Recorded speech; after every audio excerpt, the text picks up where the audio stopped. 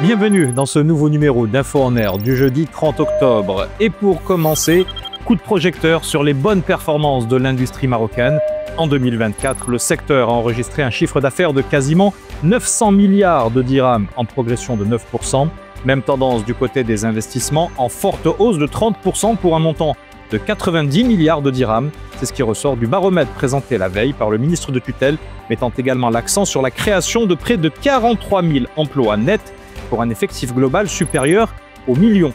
D'après un rapport de l'OCDE, les sociétés représentant 91% de la cotation mondiale ont publié l'an dernier des informations relatives à la durabilité. C'est 5 points de plus qu'une année auparavant, et ce sont les entreprises situées en Europe, dans les pays développés de l'Asie-Pacifique et aux États-Unis qui affichaient les taux de publication les plus élevés, même si elles ne sont que 12 900 sur plus de 44 000.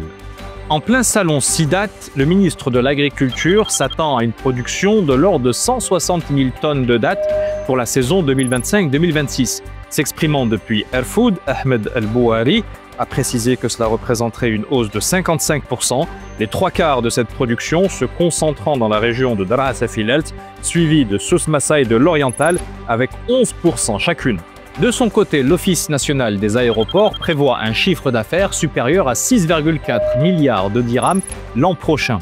D'après le rapport sur les établissements et entreprises publiques, celui-ci devrait frôler les 7 milliards en 2027 et s'apprécier de 500 millions de dirhams supplémentaires en 2028, des performances qui sont portées par un plan d'investissement prévisionnel conséquent de 38 milliards de dirhams.